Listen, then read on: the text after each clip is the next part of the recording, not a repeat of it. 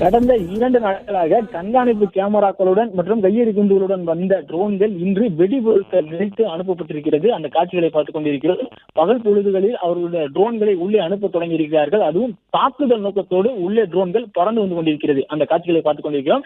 இந்தியாவினுடைய L-70 வான் தாக்குதல் தடுப்பு அமைப்பு மூலம் பாகிஸ்தானின் 6 ட்ரோன்களை இந்திய ராணுவம் தாக்கி அளித்திருப்பதாக ஒரு அண்மை தகவல் நமக்கு கிடைத்திருக்கிறது. இன்று காலையிலேயே பாகிஸ்தான் வெடிபொருட்கள் நிரப்பிய ட்ரோன்களை இந்திய பகுதிக்குள் இந்திய வான்வழியாக உள்ளே நுழைந்து குடியிருப்பு பகுதிகளை தாக்க முயற்சி செய்து கொண்டிருக்கிறார்கள். இருந்தாலும் வெடிபொருட்களுடன் வரக்கூடிய ட்ரோன்களை நாம் 6 ட்ரோன்களை தற்போது சுட்டு வீழ்த்தியிருக்கிறோம். இந்த உள்ளே வந்தால் அதிக அளவிலான சேதத்தை ஏற்படுத்தும் என்பதன் காரணமாக வான்வெளியிலே வைத்து அவை அளிக்கப்படுகிறது.